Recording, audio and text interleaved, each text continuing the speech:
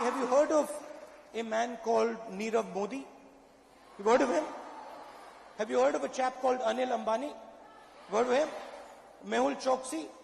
Vijay Mallya? Now, what's common about all these people? They all left the country, yeah. And they took thousands and thousands of crores of rupees of Indian people's money. See, the money you gave or your parents gave in demonetization to the banking system, Mr. Narendra Modi gave to Nirav Modi. Right? So what we want to do is we want to take the money that is going to 15, 17 corrupt business people like Nirav Modi.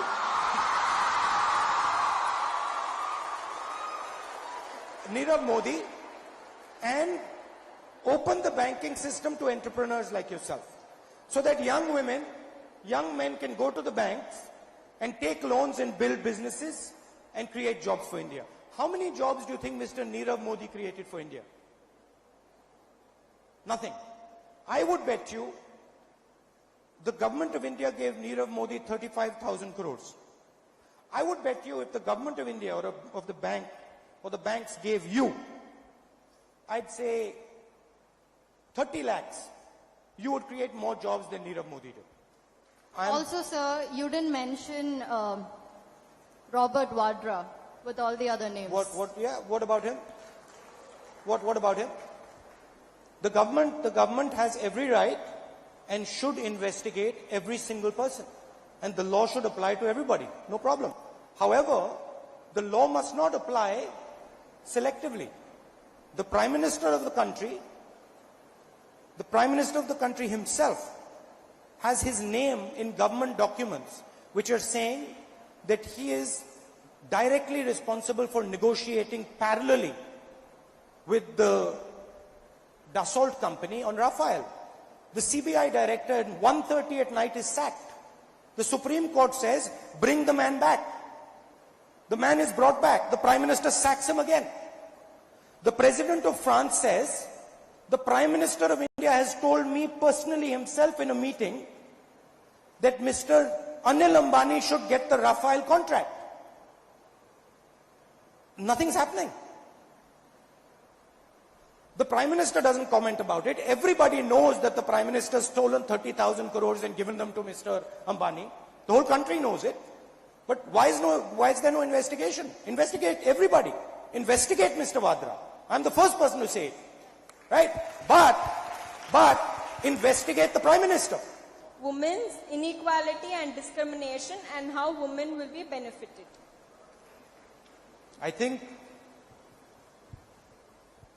the way Indian women are treated leaves a lot to be desired. I think South India is significantly better than North India on this front.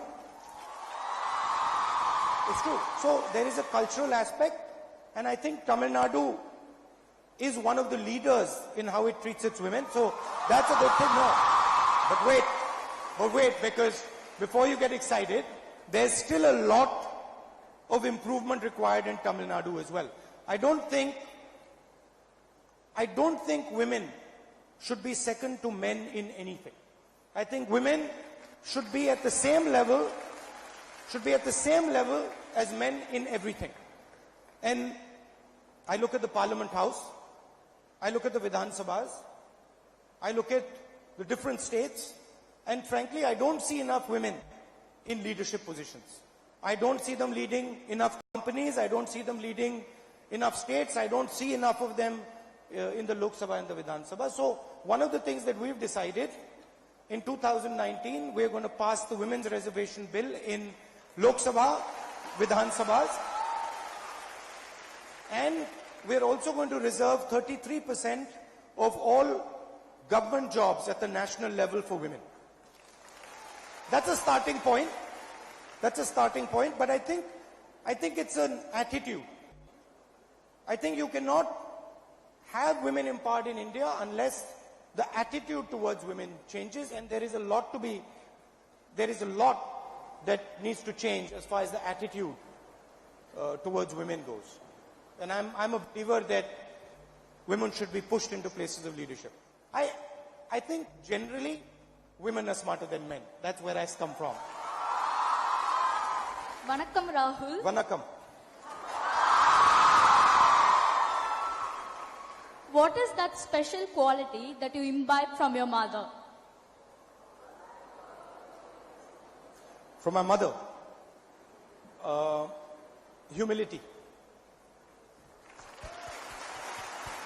That no matter how powerful a person is, no matter how weak a person is, regardless of who the person is, they always have an opinion, they always have a unique way of looking at the world, and one must respect that opinion and try to understand where that person is coming from. How many times have you seen the Prime Minister of India standing in the middle of 3,000 women like this? How many times have you seen the Prime Minister of India standing here like this, being open to any question from anybody? How many of you have had the opportunity to ask him, Mr. Prime Minister, what do you think about education? What do you think about this? What do you think about that? Why doesn't the Prime Minister have the guts to come and stand in front of 3,000 women and be questioned by them? So, if you come to power, what do you plan to do for the South, that is us? I plan. Today's government has a North India specific focus. They have a North centric view. I believe that all parts of India are equal and all parts of India should have equal say in the country's future. I mean, there's Mr. Chithambaram sitting here, right? He's from Tamil Nadu. He determined the economic future of this country for 10 years.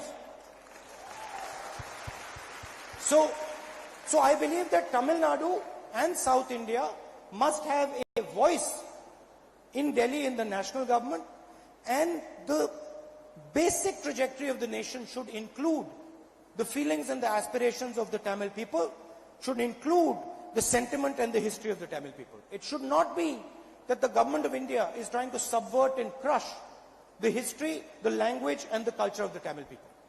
So that is broadly how I would think about it. I think it's very important that in the government, people from Tamil Nadu have senior positions.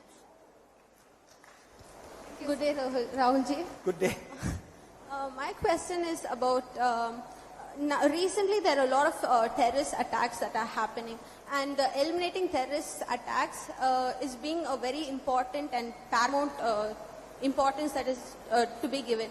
And my question is, if Congress party comes up, what will be the measures that will be taken? And do you think only fighting is going to be the resolution? I mean, when Pakistan we did it back. I mean, this is not going to be an end if it's going to be just a war. So what are the other resolutions that can be taken to resolve this? Well, I'll tell you my experience of Jammu and Kashmir, which is where the terrorism just took place. When we came to power in 2004, Jammu Kashmir was on fire. Okay, the policies of the Vajpayee government had basically set fire to Jammu and Kashmir. And we decided to fight terrorism strategically. So we did a number of things. Number one, we isolated Pakistan diplomatically. So we went to all our friends across the world and we said, listen, they are carrying out terrorism in our country and that has to be condemned internationally and pressure has to be put on them. And we were very successful in putting dramatic pressure on Pakistan, which meant that Pakistan found it much more difficult to push terrorists into Kashmir. Number one. Number two, we engaged with the population of Jammu and Kashmir. So we sent businesses into Jammu and Kashmir. I myself went with the top Indian business leaders to Jammu and Kashmir, spoke to young students like you, and said, listen, let us try and build a bridge, let us try and build businesses in Jammu and Kashmir and with Jammu and Kashmir youngsters in the rest of the country. So, why did you hug Modi, sir?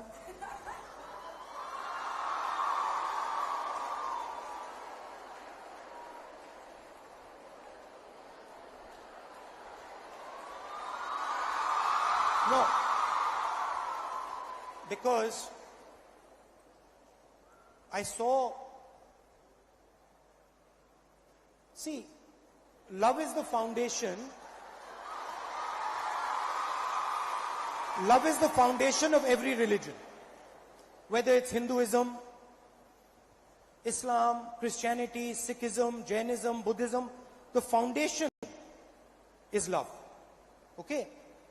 And I was sitting in Parliament House and I was watching the Prime Minister give a speech. And I have no anger towards the Prime Minister. I don't have animosity or hatred towards the Prime Minister. And I could see that the Prime Minister was very angry. And he was speaking about me and the Congress party and about how we had done nothing and about how we were filthy and my father was a horrible person, my mother was a horrible person, my grandmother was, he was going on that line. And inside me, I was feeling affection for him. I was feeling affection that this man is not able to see the beauty of the world. That he is so angry that he is not able to see the beauty of the world. And so I thought that at least my part, my side, I should show him affection.